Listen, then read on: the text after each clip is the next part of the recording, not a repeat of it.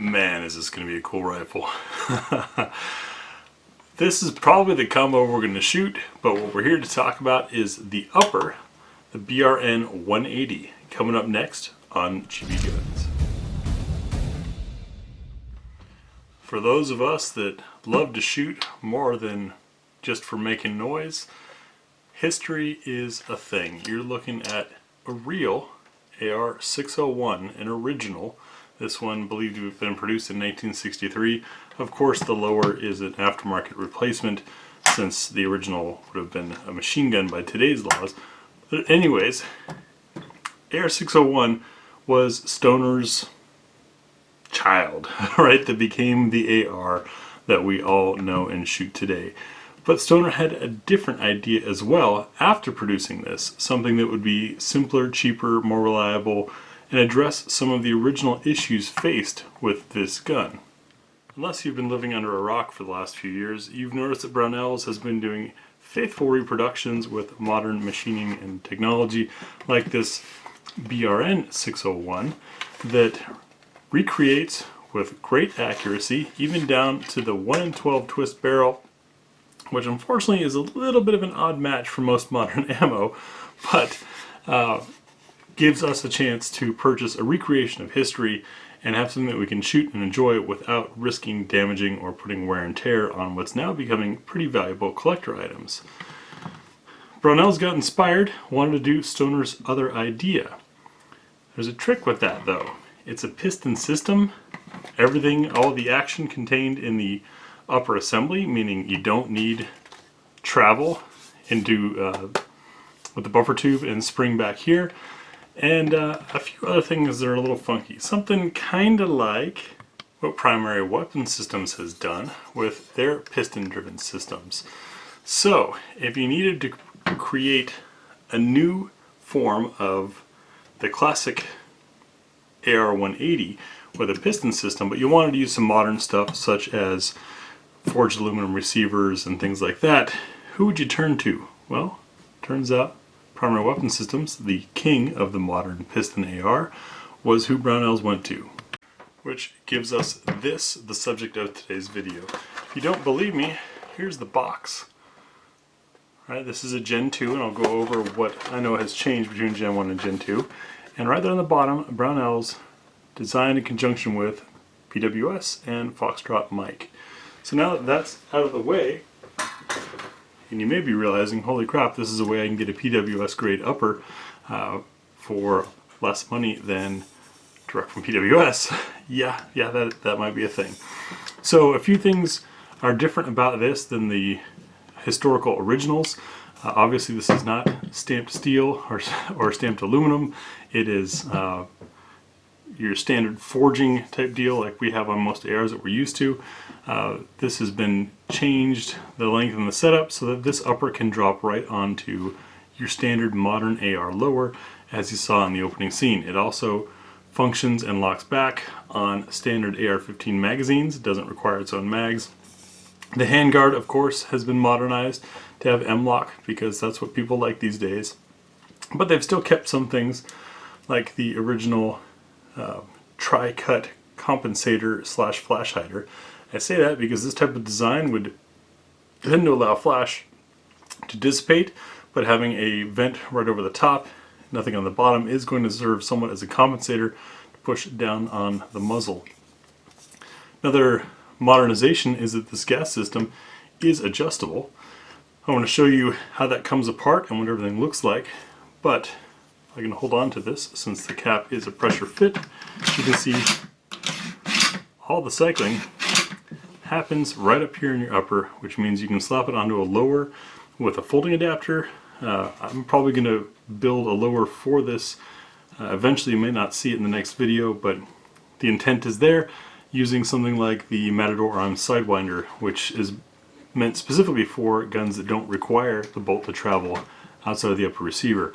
Perfect fit for this, and a way to enjoy a side charging, piston driven upper like this and still be able to fold the stock out of the way when it's time to transport. Of course, with everything being self-contained in here, it can still fire and function just fine with the stock folded, which is pretty cool.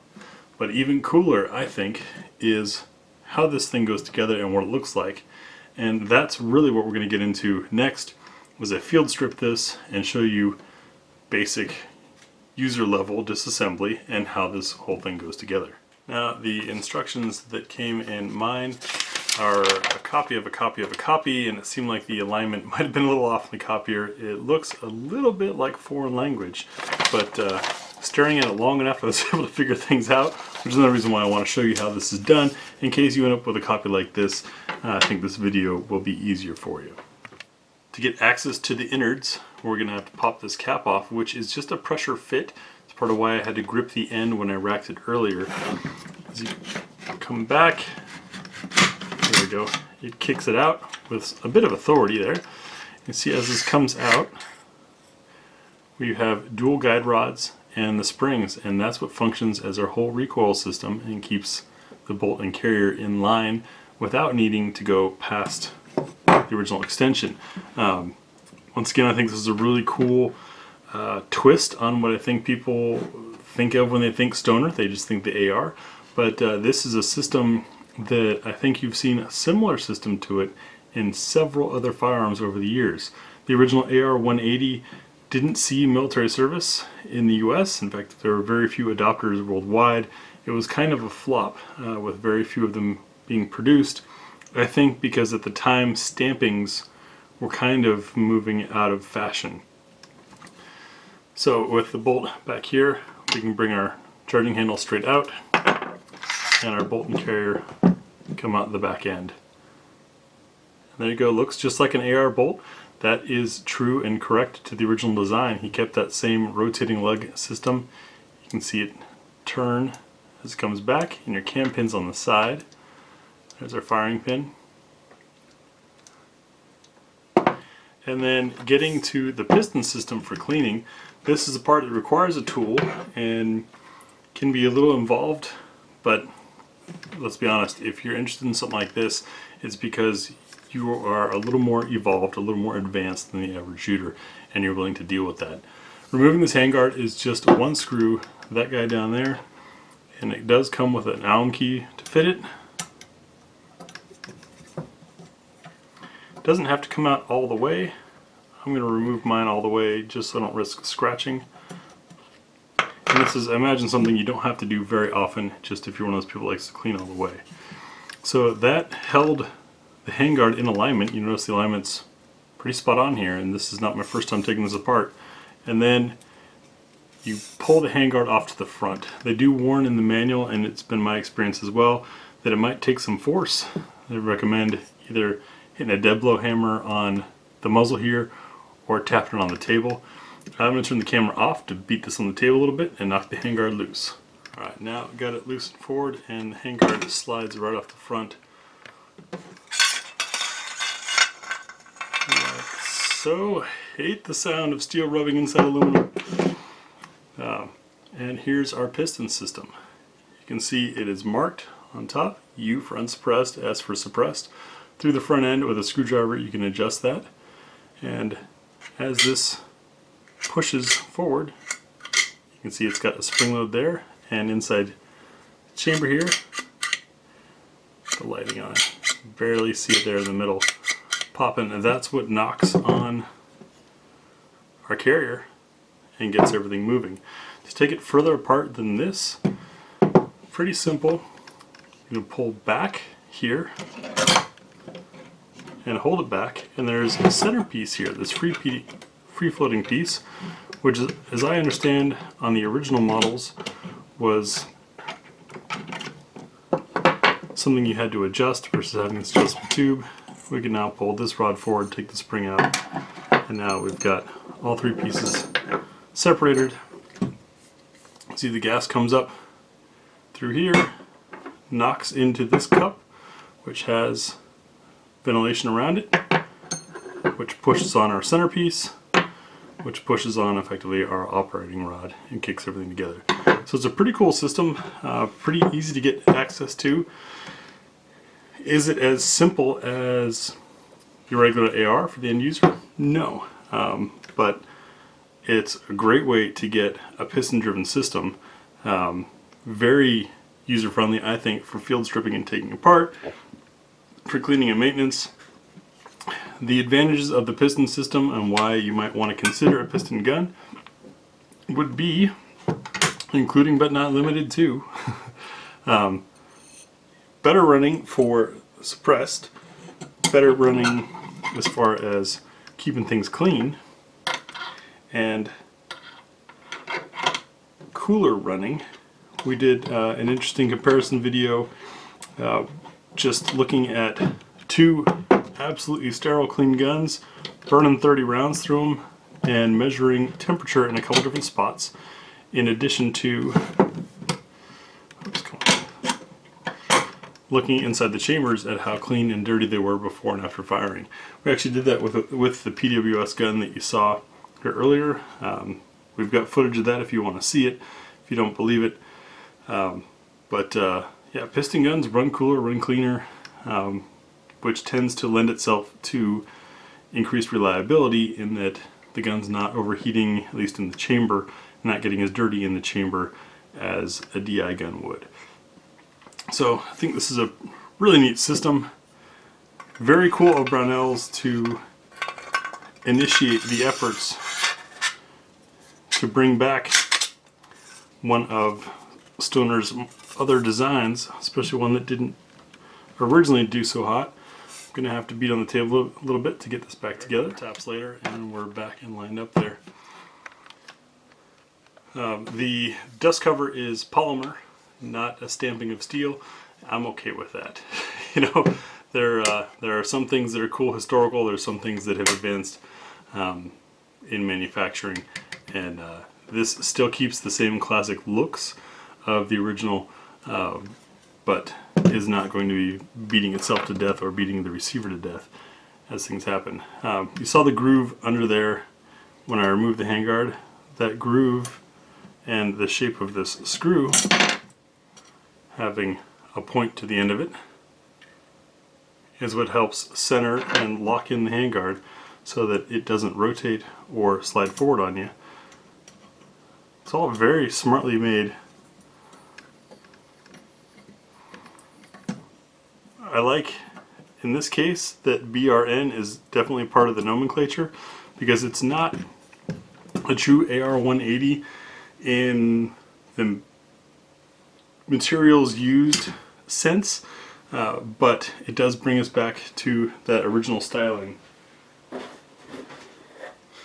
and concept of a pretty cool gun. I'm going to slide our bolt and carrier back in.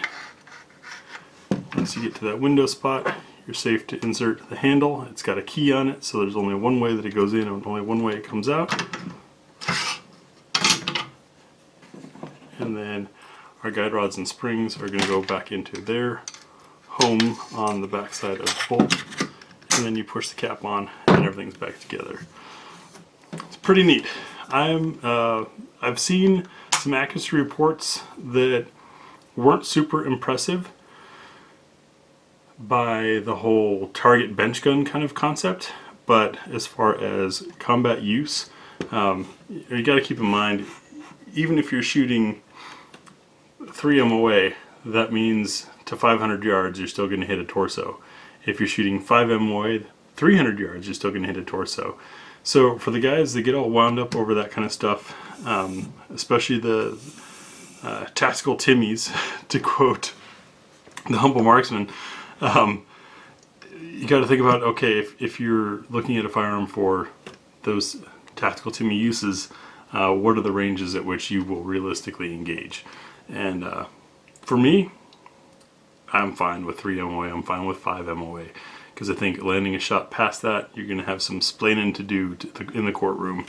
But anyways, we'll find out. We'll also test more loads than I think I've seen others test. You know, in our standard what's for dinner accuracy test, we like to run a variety of loads well within and well without the recommended load for the twist rate, because sometimes the results are surprising. You'll also see us do a hot and cold barrel test, grouping it cold, get the barrel hot, group it again immediately, and see what kind of point of impact shift or group dispersion we see. and just general impressions of what it's like running a side charger. Both T and I are AK fans, so having a side charger right hand pull like this makes sense. It's very natural to us after getting some quality AK training. It also, design-wise, to go back to the AR-180, part of the whole charging handle on the right side of the gun thing was in the process of training troops moving from bolt actions to semi-autos. Reaching up with the right hand to charge was a natural transition. Done a whole video about that, explaining why AKs run that way. It's the same kind of thing. This was just about 20 years later. But that's it for a quick tabletop peek at the BRN 180. Let me know what your questions are, thoughts, comments, and experiences. These have been out for a couple years, so I'm curious to hear what those of you who have shot it have found. If you've got any warnings or tips for us before we get to the range. And we'll see you in the next video. Thanks for watching.